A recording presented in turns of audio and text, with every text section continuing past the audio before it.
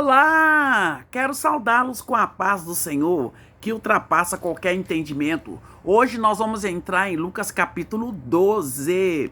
O capítulo 12 aqui ele estava ajuntando-se, entretanto, muitos milhares de pessoas, de sorte que as pessoas estavam se ajuntando, que estava até atropelando umas às outras, e começou a dizer aos discípulos: acautelai-vos primeiramente do fermento dos fariseus, que é a hipocrisia. E Jesus estava ali falando: mas nada há encoberto que não haja de ser descoberto, nem oculto que não haja de ser sabido, porquanto tudo o que vem que em trevas dissestes à luz será ouvido, e o que falastes ao ouvido no gabinete sobre os telhados será apregoado. Então esse aqui é o capítulo 12, que está nos dizendo que não devemos temer os homens, e também fala do rico insensato, que não tem insensatez nenhuma, e também fala da solicitude da vida e da parábola do servo vigilante, e também Jesus traz fogo e dissensão à terra. E também aqui no capítulo 12 fala dos sinais do tempo, tá? Isso é o resuminho aí, piquititinho, mas nós vamos entrar aí, daqui a pouco nós vamos entrar no capítulo 12 aí, falando. É importante falar, o capítulo 12, o que significa 12:1? Fermento significa a doutrina ruim dos fariseus, que nós devemos tomar cuidado com a doutrina ruim dos fariseus. No capítulo 12, do 2 ao 3, Deus desmascarará toda a hipocrisia, enquanto, por outro lado, ele dará oportunidade para uma maior proclamação do evangelho.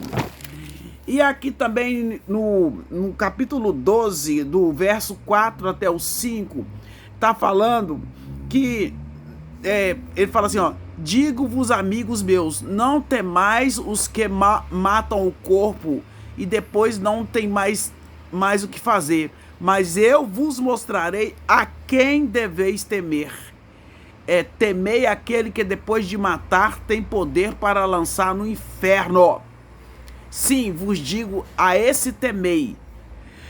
E até os cabelos da vossa cabeça estão todos contados. Não temais, pois nada não temais, pois mais valeis vós do que muitos passarinhos. Vocês valem, nós valemos mais que muitos passarinhos.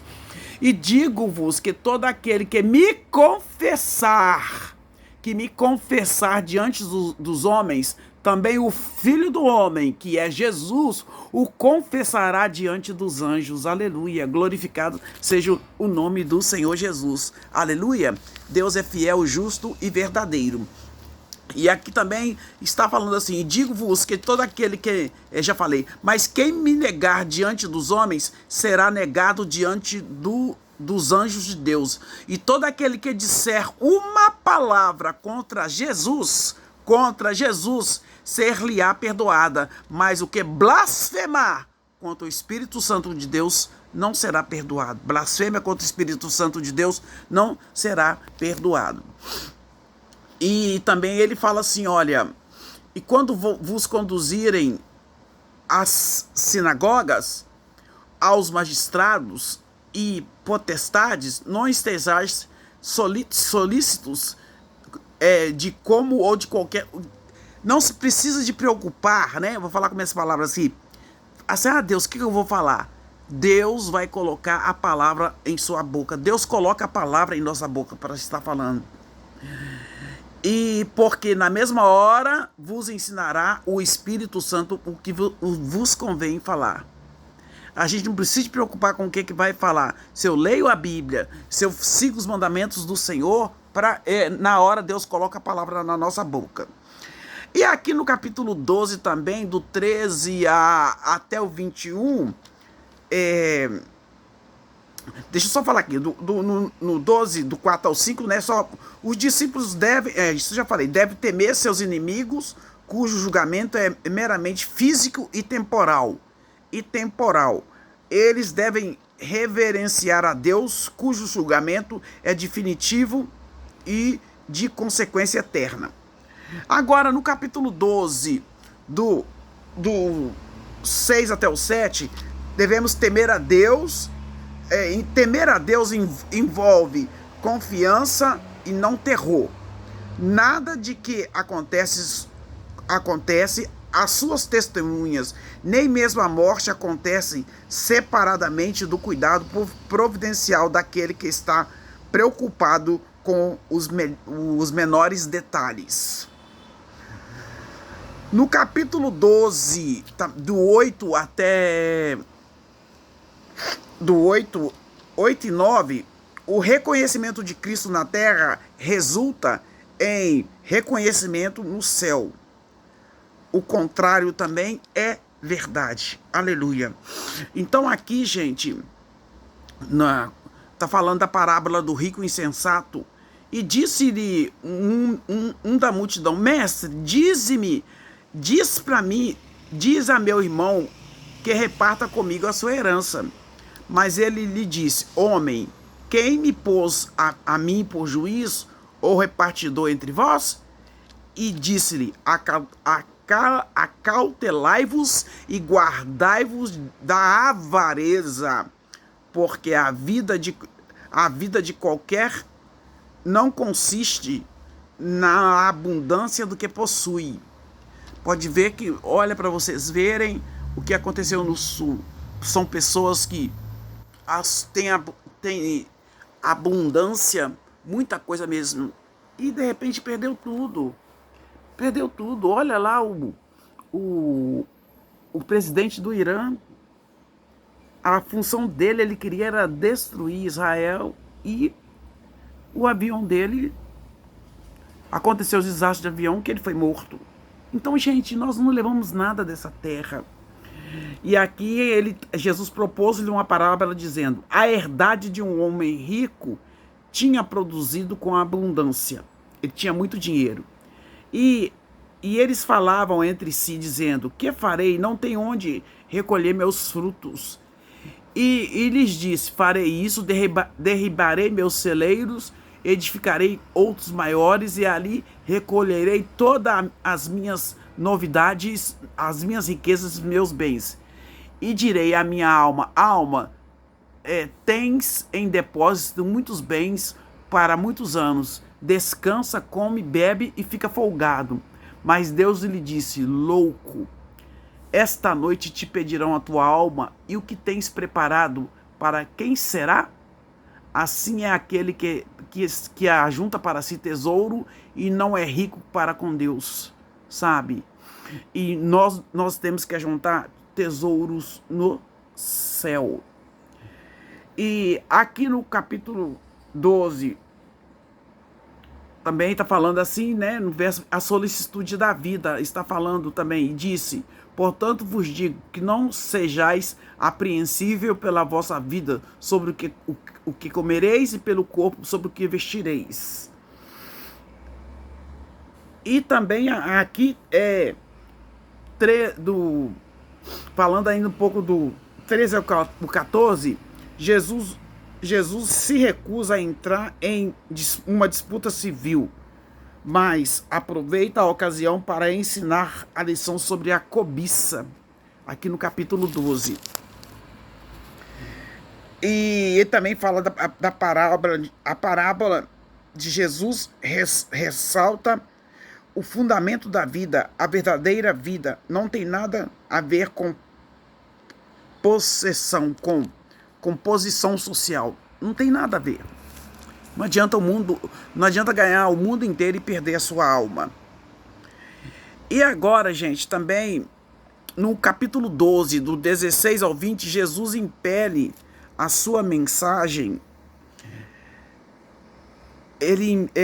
sua mensagem como uma parábola ressaltado os perigos da pessoa materialista, aquela pessoa que só pensa em coisas materiais, a pessoa que pensa somente em coisas terrenas. Então é muito perigoso. E se você morrer hoje, você não vai levar riqueza. Se eu morrer, eu não vou levar nada, vai ficar tudo aqui. Então eu preciso carregar dentro de mim a certeza da vida eterna. Aqui também, gente, está falando também a parábola do vigilante. A parábola do vigilante, verso 35.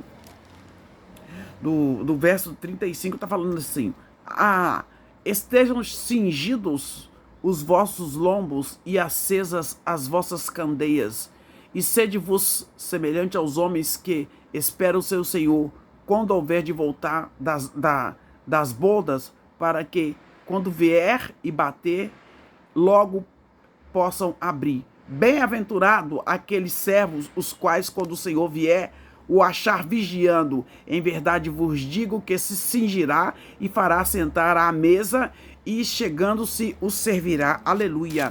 Então que o noivo acha-nos vigiando, orando, tendo uma vida correta diante do Senhor. Amém?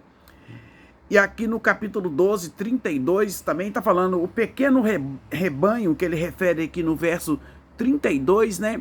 Quando ele fala assim: não temais, ó pequeno rebanho, porque o vosso Pai agradou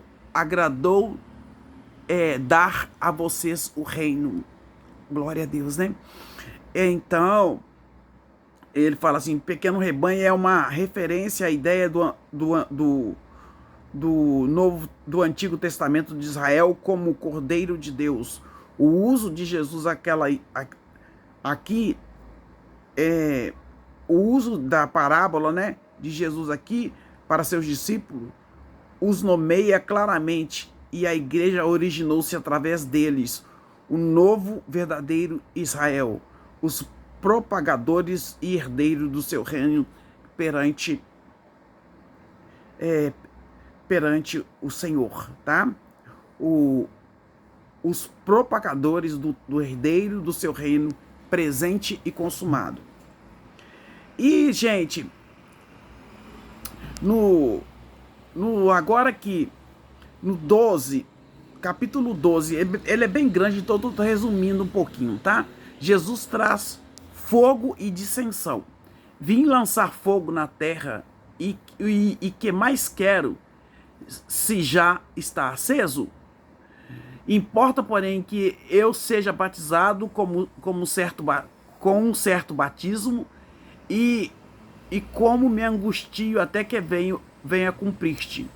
Cuidai-vos, que vim trazer a paz à terra?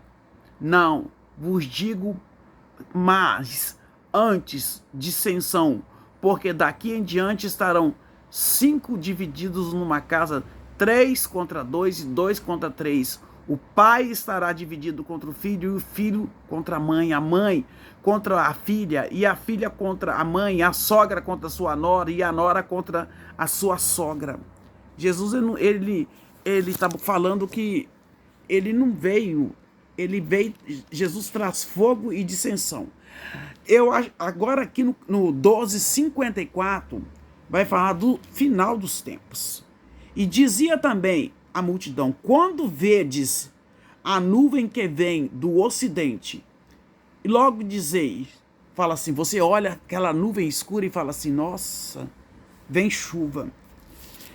Eu quero falar com vocês uma coisa que Jesus disse: e quando assopra o vento para o sul, você diz, haverá calma, e assim sucede. Aqui no capítulo do hipócrita, e aí Jesus fala assim: hipócritas, sabeis discernir a face da terra e do céu, como não sabeis discernir este tempo? E por que não julgueis também por vós mesmo o que é justo? Quando, pois, vais com teu adversário ao magistrado procurar livrar-te dele no caminho, para que não suceda que te conduza ao juiz, e o juiz te entregue o mineirinho, e o mineirinho encerre-o na prisão? Digo-te que não sairás dali enquanto não pagares o derradeiro cetil. Então, aqui no capítulo 12, tem de 51 a 53, né? Tá falando assim, o evangelho cria uma divisão até entre membros da mesma família. Porque uns creem em outras coisas e não creem em Deus. Esse capítulo 12, ele tem 59 versículos. 59 versículos. E aqui, no capítulo 12, do 57 ao 59, o julgamento de Deus está chegando. E as pessoas seriam sábias se tomassem uma decisão antecipada em relação a Ele. Se você tomar uma decisão de confessar Jesus como Salvador, ainda dá tempo, porque nós estamos já no fim. Breve Jesus voltará. Esse é o capítulo 12. Deixe seu like e o seu comentário. Amém? Deus abençoe. Gratidão.